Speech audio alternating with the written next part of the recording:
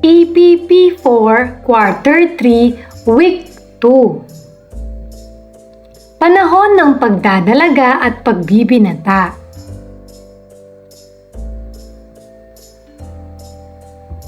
Matatag curriculum, bansang makabata, batang makabansa, with me, Teacher KMT. Magandang araw mga bata! Ngayon ay pag-aaralan natin ang tungkol sa panahon ng pagdadalaga at pagbibinata. Narito ang mga pwedeng maging mga kasanayan at layunin. Una, na ipapakita ang tamang pagkilos sa panahon ng pagdadalaga at pagbibinata. Pangalawa, na ipaliliwanag ang mga kagamitan at consumables at gamit nito sa pangangalaga ng sarili. Pangatlo, nakapipili ng angkop na pananamit sa panahon ng pagdadalaga at pagbibinata. Maikling balik-aral. Sagutin natin! Ano-ano ang mga pagbabagong pisikal na nagaganap sa panahon ng pagdadalaga at pagbibinata? Mahusay. Para sa pagdadalaga, una, pagsulong ng taas at bigat. Pangalawa, paglapad ng balakang. Pangatlo, pagkakaroon ng korte ng katawan. Pang-apat, pagkakaroon ng mga balahibo. Panglima, paglaki ng dibdib. Pang-anim, pag-umpisa ng regla. At pang-pito, pagtubo ng pimple o acne. Para sa pagbibinata naman, una, pagsulong ng taas at bigat. Pangalawa, paglapad ng balikat at dibdib. Pangatlo, paglitaw ng gulong-gulungan o Adam's apple. Pang-apat, paglaki ng mga kalamnan sa braso at binti. Panglima, pagbabago ng timbre ng boses. Pang-anim, pagkakaroon ng mga balahibo.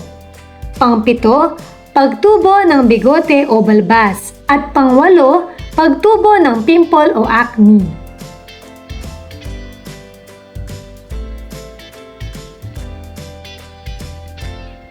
Ano ang halimbawa ng kagamitan na gamit sa pangangalaga ng katawan? Tama!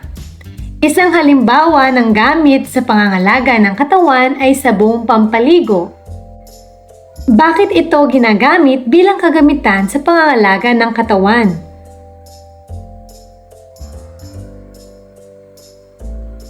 Mahusay!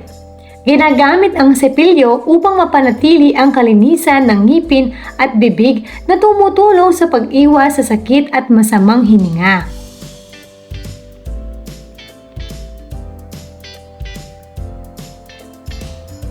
Paano ito ginagamit sa pangangalaga ng katawan?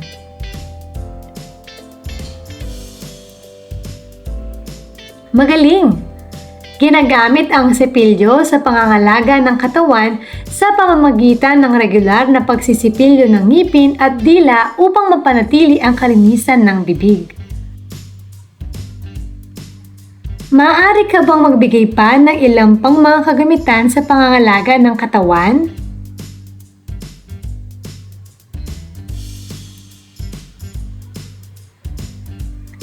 Tama! Pwede rin ang nail cutter. Ano ang gamit ng nail cutter?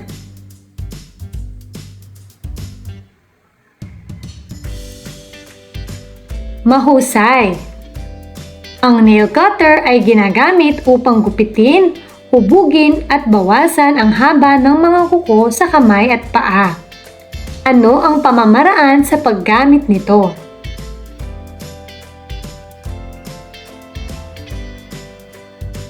Tama! Ginagamit ang nail cutter sa pamamagitan ng maingat na paggupit ng mga kuko sa kamay at paa upang mapanatili ang kalinisan at tamang haba ng mga ito.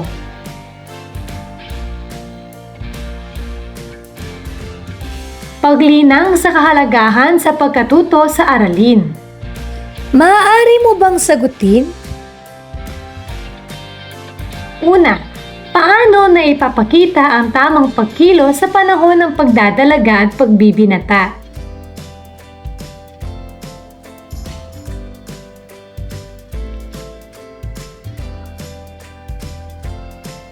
Pangalawa, ano-ano ang mga kagamitan at consumables at gamit nito sa pangangalaga ng sarili?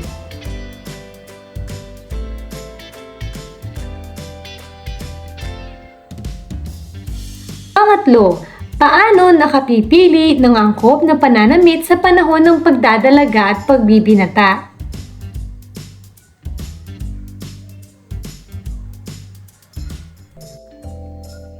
Para sa bokabularyo.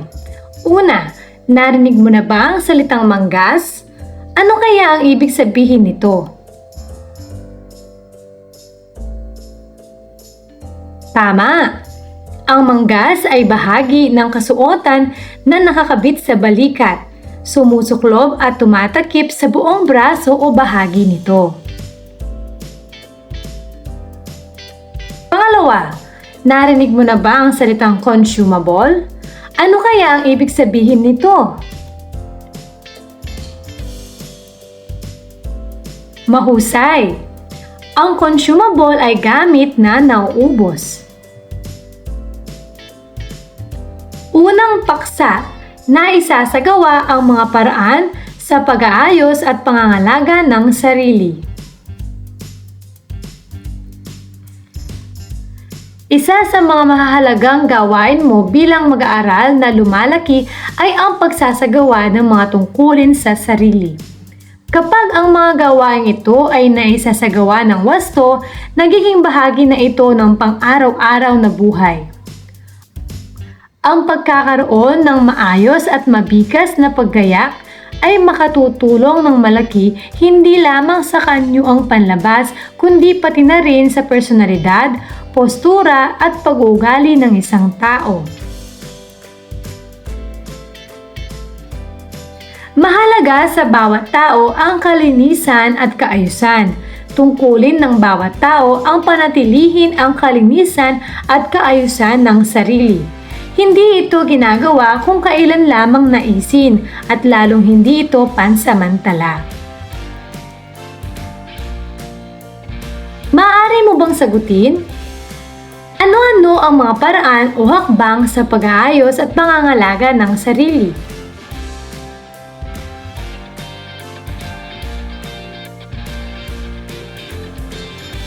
Paano isinasagawa ang mga pamamaraan na ito?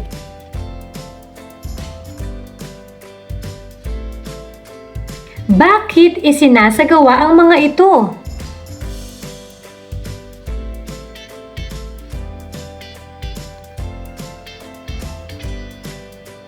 Ngayon ay dumako na tayo sa wastong paraan ng paliligo. Una, basain ang buhok at buong katawan. Pangalawa, linisin ang buhok gamit ang shampoo o gugo. Gamitin ang dulo ng daliri sa pagmamasahe ng iyong anit upang malinisan ito at dumami ang bula. Banlawang mabuti. Ikatlo, kuskusan ng sabon ang basang bimpo.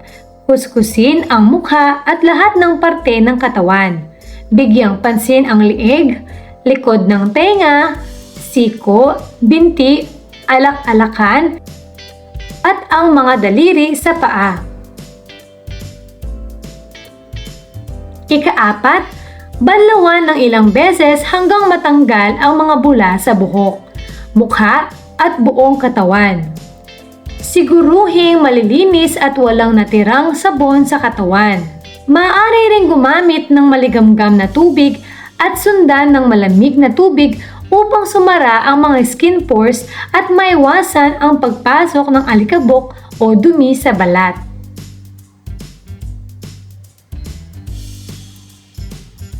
At panglima, punasan at patuyuin gamit ang malinis na tuwalya ang buhok at buong katawan.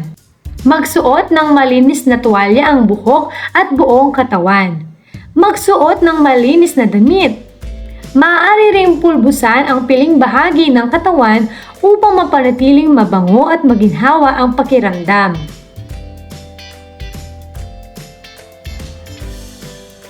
Mga simpleng paraan sa paglilinis ng buhok. Una, suklayin ang buhok upang maalis ang alikabok at balakubak. Pangalawa, basaing mabuti ang buhok. Pangatlo, maglagay ng katamtamang dami ng shampoo sa palad. Imasahe ito sa buhok hanggang sa bumula. Pang-apat, banlawang mabuti ng malinis na tubig. Panglima, guguan muli at banlawang mabuti gamit ang malinis na tubig. Pang-anim, patuyuin ang buhok gamit ang malinis na tuwalya. Mga mungkahing hakbang sa pagsesepilyo ng ngipin. Una, maghanda ng isang basong malinis na tubig. Hugasan ang sepilyo at lagyan ng toothpaste. Pangalawa, ikuskus ang sepilyong may toothpaste sa ngipin hanggang bumula ito. Gawing pataas ang paghagod ng sepilyo sa mga ngipin sa ibaba at pababa naman sa ngipin sa itaas. Ang mga singit-singit at pagitan ng ngipin ay dapat ding nasesepilyong mabuti. Dapat malumanay ang pagsesepilyo upang hindi magdugo ang gilagid at masira ang ngipin.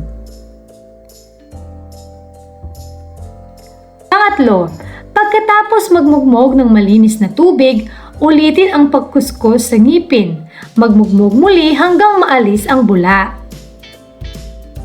At pang-apat, linisin at hugasan ang sepilyo bago itago sa isang malinis na lalagyanan na may takip. Mga hakbang sa paglilinis ng binti at paa. Una, basain ang mga paa at binti.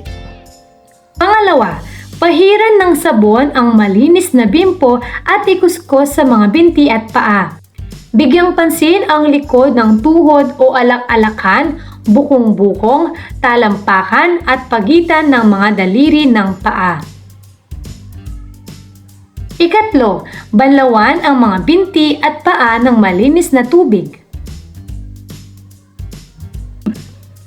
Ikaapat, kung ang mga paa ay pawisin at may di ka nais-nais na amoy, ibabad sa maligamgam na tubig na may kaunting asin pagkatapos linisin. Panatilihing nakababad ang mga ito ng 15 minuto. Panglima, punasan at tuyuing mabuti ng malinis at tuyong tuwalya o malinis na lumang damit ang mga binti at paa. Nakapagdudulot din ng maginhawang pakiramdam at mabangong amoy ang paggamit ng foot powder pagkatapos linisin ang mga paa.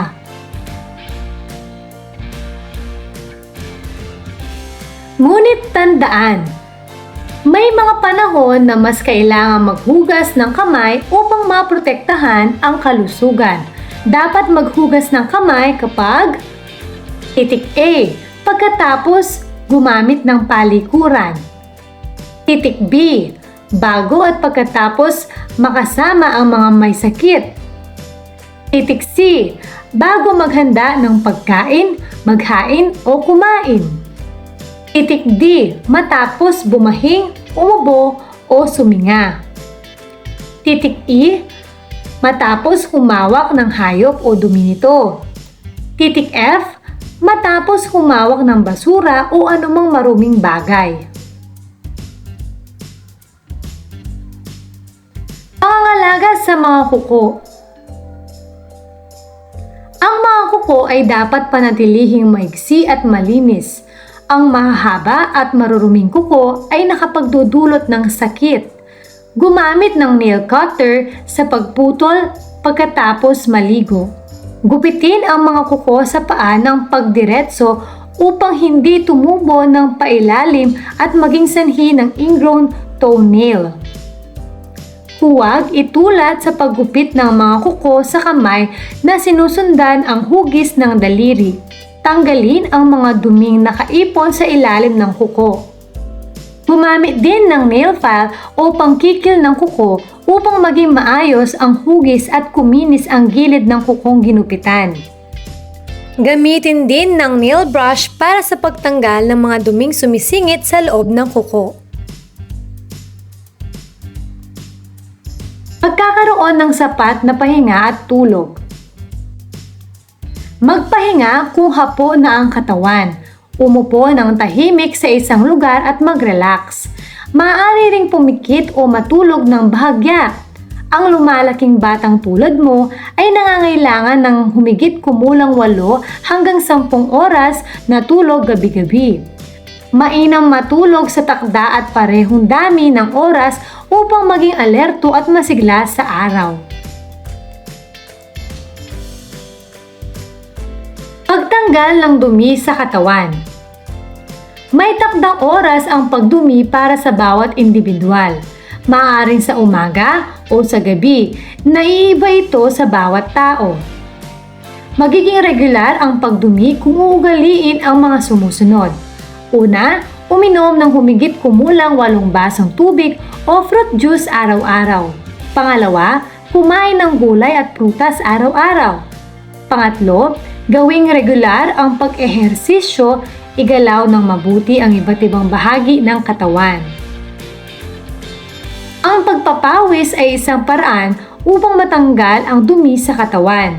Pagkatapos ng paglalaro, pag-ehersisyo at iba pang gawaing pisikal o kapag napainit ng panahon, ang tao ay pinagpapawisang mabuti.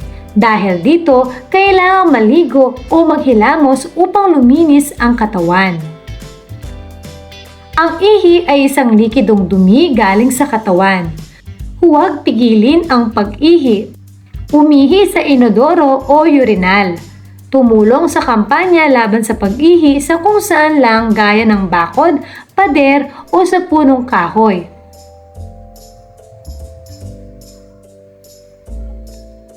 Paglalapat at pag-uugnay. Gagabayan ka ng iyong guro para sa gawaing ito.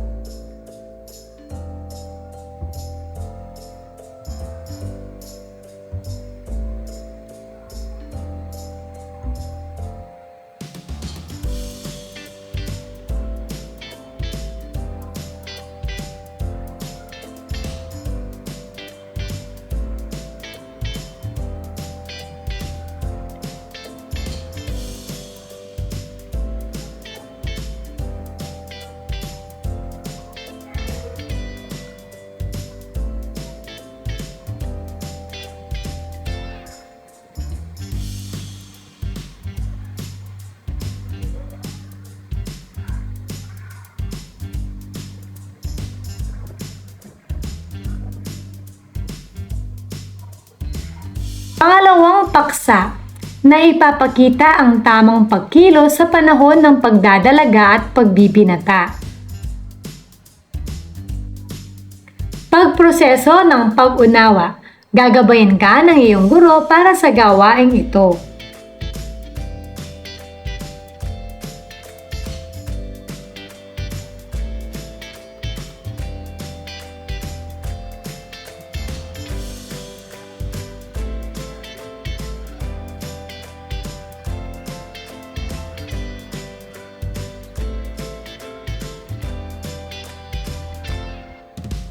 Maaari mo bang sagutin? Ano-ano ang mga tamang pagkilos sa panahon ng pagdadalaga at pagbibinata?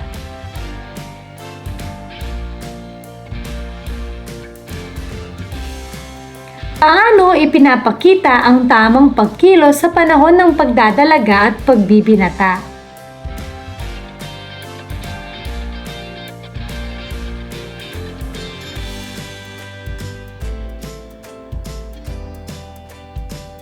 Maayos na pagtayo. Una, tumayo ng matuwid, itaas ng katamtaman ang ulo at huwag hayaang bumagsak ang balikat. Pangalawa, iliyad ang dibdib, pagpantayin ang mga balikat at patatagin ang tiyan at balakang. Pangatlo, panatilihing nakatuwid ang likod kapantay ng batok at ulo. Pang-apat, ilagay ang isang paa sa bahagyang unahan ng kabilang paa na nakaanggulo ng bahagya sa nasa likuran. Pang-lima, ilagay ang pantay na bigat ng katawan sa dalawang paa. Maayos na pag-upo. Una, idikit ang binti sa likod ng upuan upang malaman kung nasa tamang layo ang kinalalagyan nito. Pangalawa, umupo ng dahan-dahan sa gilid ng upuan habang ang likod ay pinanatiling tuwid. Pangatlo, dahan-dahang itulak ng patalikod ang katawan at sumandal ng nakalapat ang balakang sa sandalan. Pang-apat, ilapat ang mga paa sa sahig at ilagay ang mga kamay sa kandungan.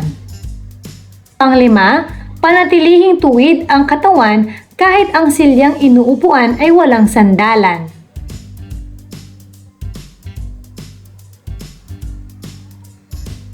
Maayos na paglakad.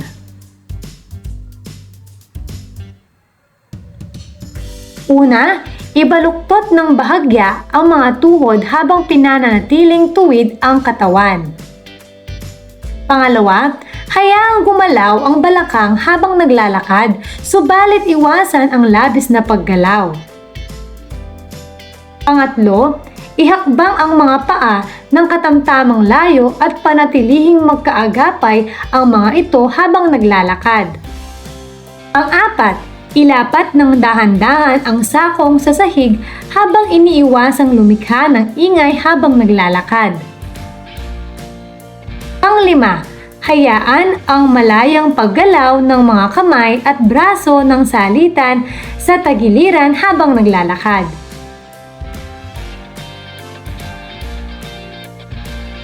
Wastong pagyuko.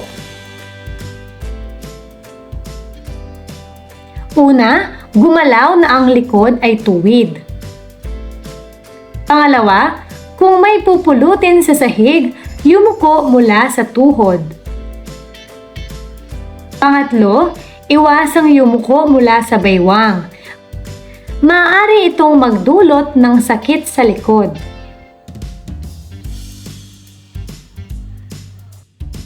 Paggamit ng magalang na salita. Mga iba't ibang magagalang na salita na maaaring gamitin sa bawat sitwasyon. Una, pagbati. Magandang umaga po, magandang tanghali po, magandang gabi po. Pangalawa, paghingi ng pahintulot. Maaari po ba? Pwede po ba?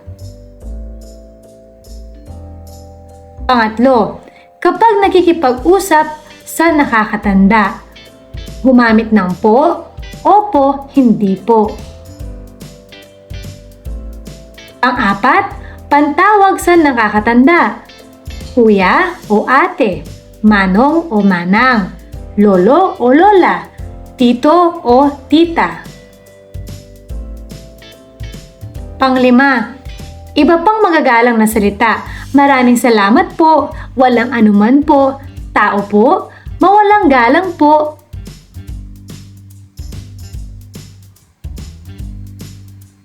Pagkain ng masustansyang pagkain.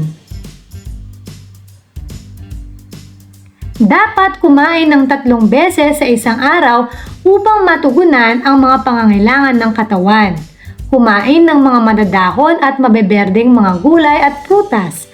At uminom ng gatas upang magkaroon ng matibay na buto at makinis na kutis. Iwasan ang sobrang pagkain ng candy, tsokolate, soft drinks at iba pang pagkaing matatamis. Pag-ehersisyo.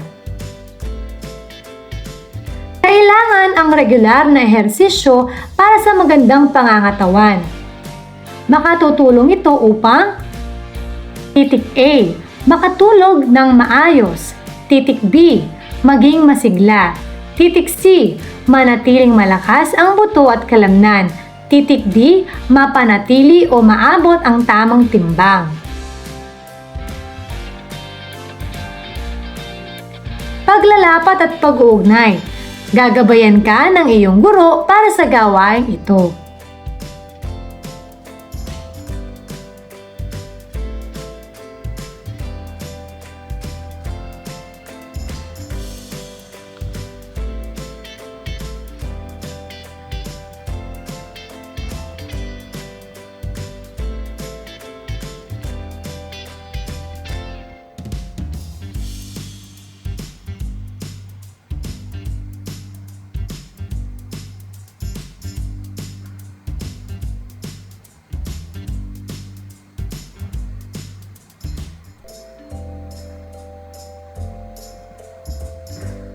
Pangatlong paksa, nakapipili ng angkop na pananamit sa panahon ng pagdadalaga at pagbibinata.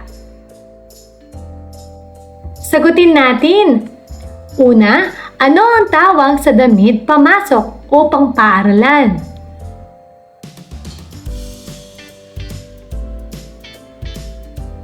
Tama. Ang tawag sa damit pamasok sa paaralan ay uniforme. Pangalawa, ano ang pangkalahatang tawag sa kamison, sando at mga pangilalim na damit?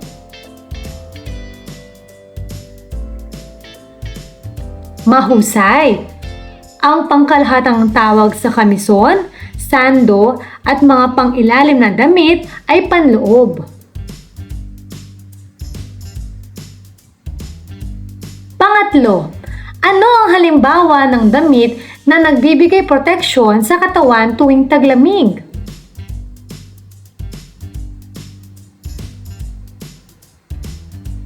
Mahusay!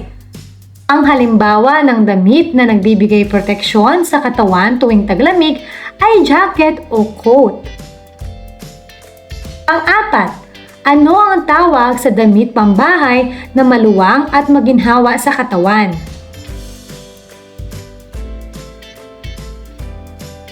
Tama!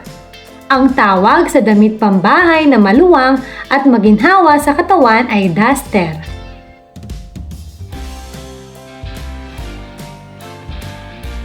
Panglima, ano ang halimbawa ng damit para sa natatanging okasyon?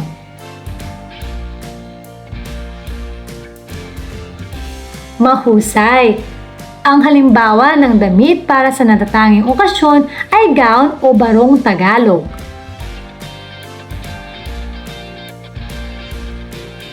Tandaan! Mahalagang malaman natin ang iba't ibang tawag o gamit ng mga kasuotan para matukoy natin kung kailan natin ito gagamitin upang tayo ay maging komportable at presentable.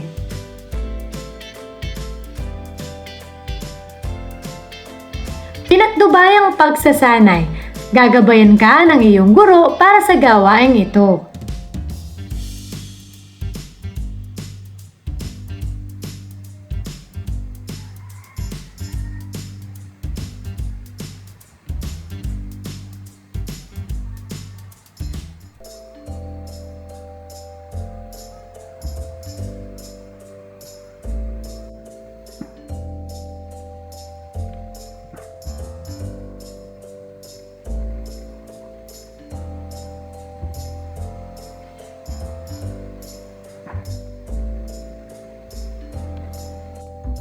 Paglalapat at pag-uugnay. Gagabayan ka ng iyong guro para sa gawaing ito.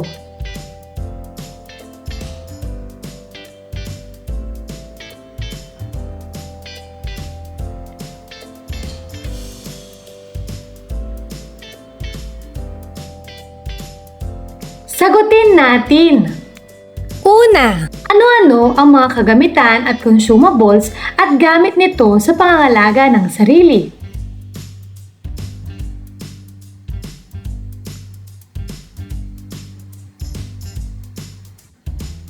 Magaling! Ang mga pwedeng maging kasagutan ay: una, ang shampoo ay ginagamit para linisin ang buhok. Pangalawa, ang suklay ay ginagamit para ayusin ang buhok. Pangatlo, ang paggupit ng kuko ay ginagamit para putulin ang mga kuko.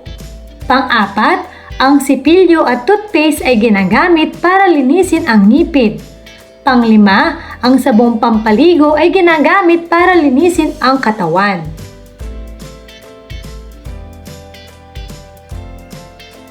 Pangalawa, paano mo mapapangalagaan ang iyong kagamitan at mga kagamitan ng ibang tao?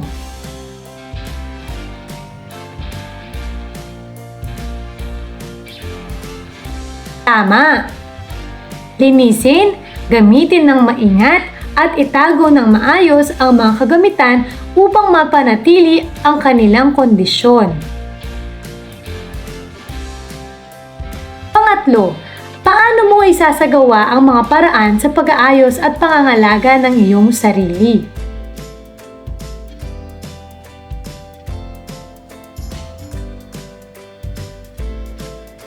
Tama!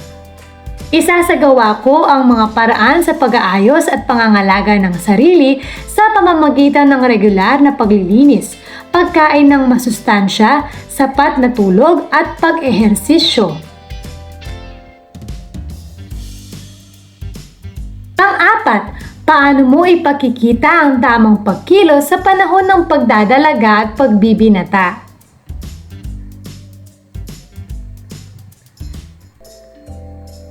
Tama! Ipakikita ko ang tamang pagkilos sa panahon ng pagdadalaga o pagbibinata sa pamamagitan ng pagkilos ng may tamang postura, pag-aalaga sa sarili, pagrespeto sa iba, at pagiging responsable sa mga desisyon. Panglima, bakit ko bibigyan pansin ang mga batayan sa pagpili ng angkop na pananamit sa panahon ng pagdadalaga at pagbibinata?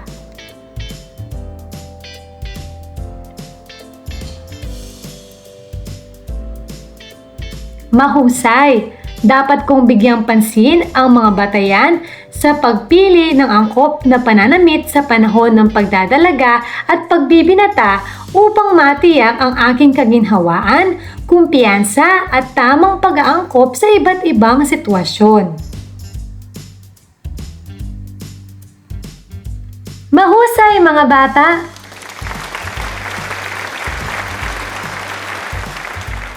Ano ang mga natutuhan mo sa araw na ito?